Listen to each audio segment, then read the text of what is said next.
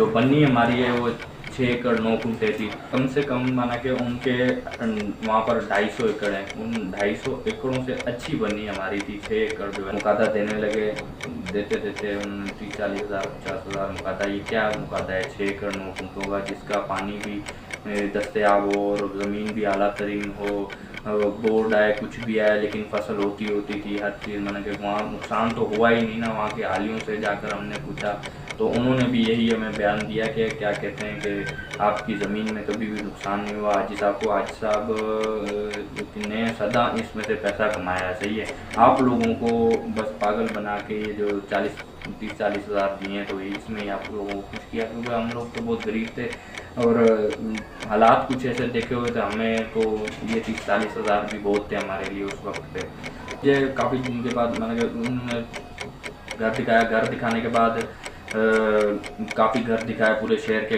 घर दिखाने के बाद मुझे एक घर पसंद आया। मुझे घर के कीमत मालूम की तो वो ज़्यादा से ज़्यादा 16 लाख रुपए मांग रहे थे। करते कराते वो 13-14 के ऊपर आ गए। तो मैंने बहुत खुश हुआ। मैंने कहा अल्लाह का शुक्र है कि अब तो चलो ये भी दुआ पूरी हो रही है कि चाचू घर लेके दे रहे। मैंने ये सोचा कि घर आ गया तो सब कुछ आ गया। चाचू ने हमारी बात सुन ली है, वो मैं बड़ा खुश हुआ।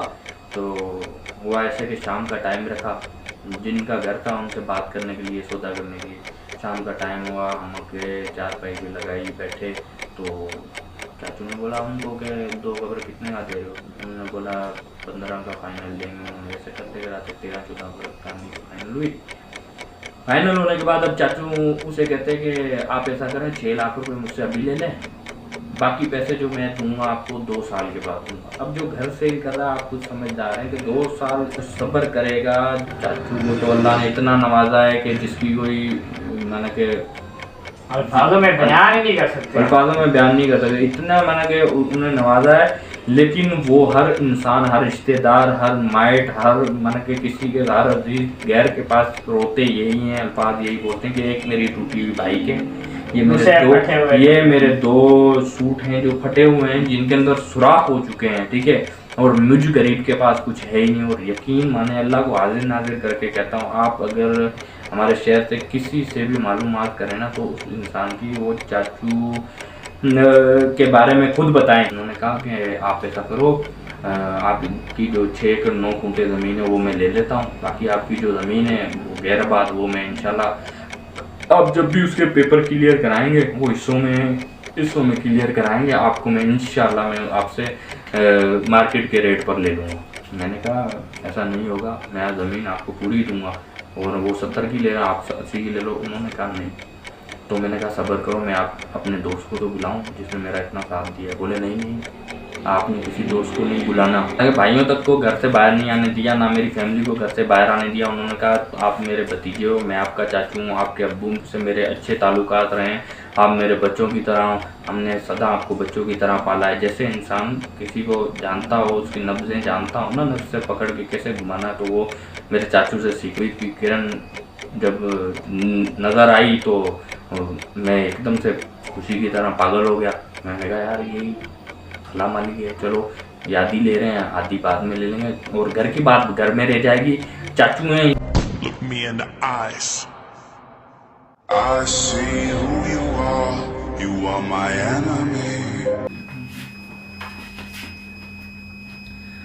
तो काफ़ी टाइम मैंने कि बैठे रहे, चाचू मिन्नतें करते रहे, कहते रहे कि आप पाँव पे हाथ रखा मेरे, मैं मर के अल्लाह को हाजिर नाजिर करके कहता हूँ, मर के अल्लाह को जान देनी है हर इंसान ने, हर मुसलमान ने। मैं ये दाढ़ी रख के नबी की सुन्नत झूठ नहीं बोलूँगा।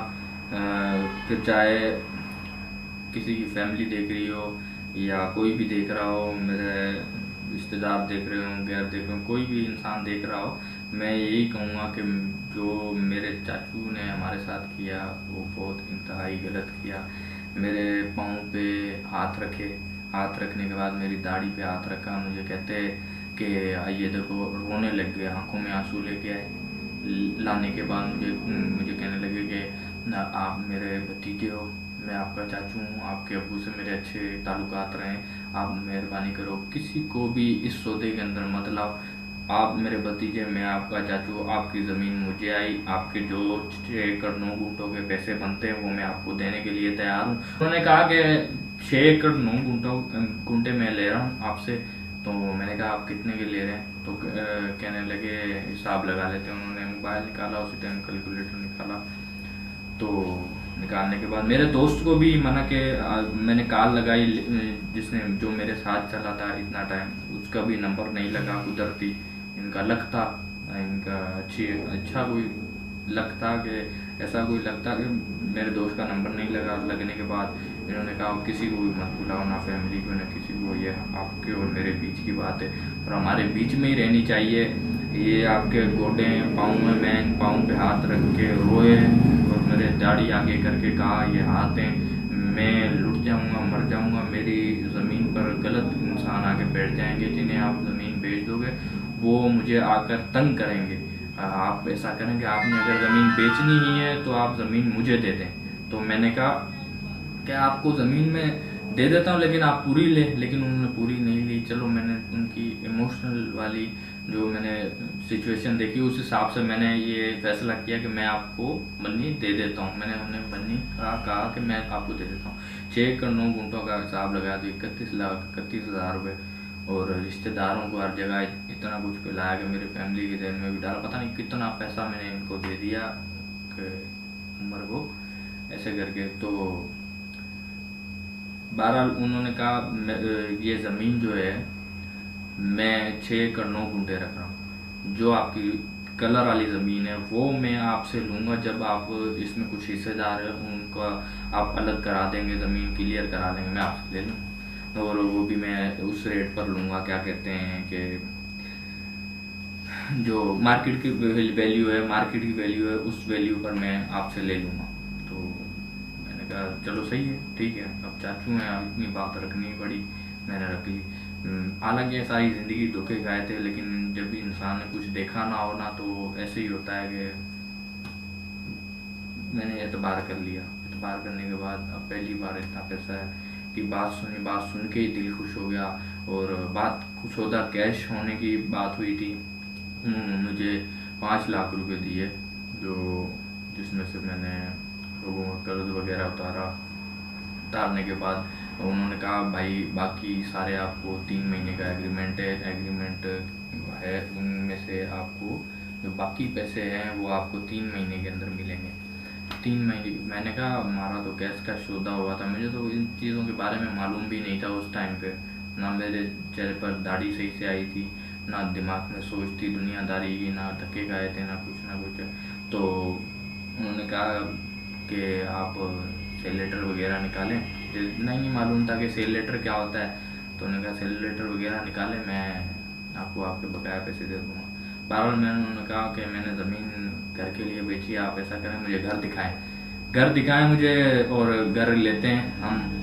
तो उन्होंने फिर से मुझे पूरे शहर के घर दिखाए, उनमें से एक घर पसंद आया तो सौदा हुआ और कुछ 16-17 लाख का, जिनमें से उन्होंने मुझे वो टोटल ज़मीन घर मेरे नाम करके दिया 22 लाख रुपए का, 22 लाख पता नहीं 40,000 का। और सारे खानदान में बात फैला दी कि मैंने 20 लाख का 18 लाख 20 लाख का घर कितने का बोला। हाँ सही यार, ये 20 की लग रही है। हाँ 20-21 लाख का इन्होंने कहा, पता नहीं जैसे 20 लाख का घर लेके दिया। बहरहाल जो बीच की बात थी वो मुझे ही पता थी, फिर भी मुझ पर किसी ने एतबार नहीं किया। मैंने अगर बताया भी होगा किसी को कि इतने का घर लेके दिया, सही है। ये फ्रॉड करना तो मैंने कहा शुरू से आज साहब के दिलो जहन में और इनकी ज़िंदगी के अंदर चलता रहा है। हर इंसान से फ्रॉड किया है। ब्रोकरी मीन्स बढ़वत, जैसे आप समझ सकते होंगे कि ब्रोकरी का मतलब ही बढ़वत है, बढ़वत की कमाई खाना और दूसरों को खिलाना, वही सारी ज़िंदगी उन्होंने की। ब्रोकरियाँ की तो लोगों को लूट के खाया, किसी के सौदे में कहाँ से वहाँ से डील सेट कर ली, जहाँ से देने वाला है और जहाँ से लेने वाला वहाँ से भी डील सेट कर दी, 2 बंदे मिलके काम चलाते रहे। तो सारी ज़िंदगी फ्रॉड ही की है। अब फ्रॉड करने वाला बंदा मुझसे भी तो फ्रॉड खेल गया, मेरी करोड़ों की ज़मीन मेरी 30 लाख रुपए में लिखा के ले गया और लोगों के सामने सच्चा बन गया कि मैंने तो सबको इनका हक दिया है, ये वो है। सारी ज़िंदगी उसकी आंख थी मेरी ज़मीन पर, जब भी ये बेचेगा और ये ज़मीन मैं लूँगा, और वही उसने काम किया, उसने ले ली। बहरहाल वक्त गुजरता रहा, पैसे मिल गए, दुकान खोल ली मैंने, दुकान खोल ली तो दुकान चलाई, वक्त गुजरा, दुकान खोली, दुकान चलाई, साल दुकान चलाई, शादी की मैंने अपने माशाल्लाह से। तो उसके बाद फिर वक्त गुजरता रहा, अल्लाह ने बेटी दी, बेटी देने के बाद बेटी की तो बात में कहानी है। नहीं बेटी की बात में कहानी है। नहीं, वक्त गुजरता रहा, वक्त बताया ना एक वो तो है। पर बहरहाल दुकान खोली हुई थी, दुकान के बाद मैंने सोचा अब मैंने घर सेल आउट कर दिया, दुकान सही नहीं चल रही थी, तो घर के हालात कुछ ऐसे हो गए, मैंने घर सेल आउट कर दिया। उसके बाद दूसरा घर लिया, फिर तीसरा घर लिया। तीसरा घर लेने के बाद मैंने सोचा अब घर वर नहीं बेचना है, अब घर का मैंने सारा काम वाम करवा दिया, अच्छे से 2 मंजिला घर बना के सुकून से भी रहना है, सारा काम वाम करवा दिया। थोड़ा बहुत काम रहता था, मैंने बोला करवा दूंगा, थोड़े पैसे खत्म हो गए थे। फिर मैंने सोचा चलो ज़मीन बेचता हूँ जो मेरी कलर वाली पड़ी है। और वक्त गुजर गया था, कम से कम 2 साल गुजर गए थे, बाद वो 1.5-2 साल हो गए थे। फिर उसके बाद मैंने ये सोचा कि अब ज़मीन माना कि सेल आउट करते हैं। तो मैंने घर वालों को बताया कि ज़मीन बेच कर भी कोई कारोबार वगैरह करेंगे, कुछ करेंगे, अच्छा कुछ करेंगे। तो फिर से मैं गया चाचू के पास। चाचू के पास जब मैं गया तो मैंने कहा कि गेट खड़काया, चाचू आया। चाचू आने के बाद मेरे साथ मेरे ससुर भी थे। उन्होंने कहा, मैंने उनसे बात की, मैंने उन्हें कहा कि जो मुझे ज़मीन है वो बेचनी है।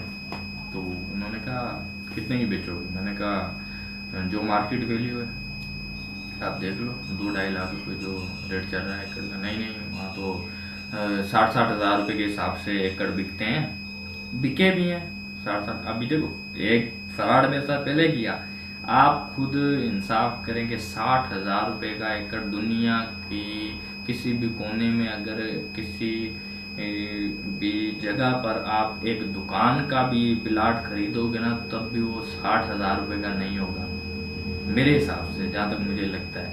बाकी आप लोगों को ज़्यादा पता होगा। 12 इन्होंने कहा 60-60 हज़ार रुपये के हिसाब से बिकते हैं और बिके हैं काफ़ी एकड़। आप ऐसा करो कि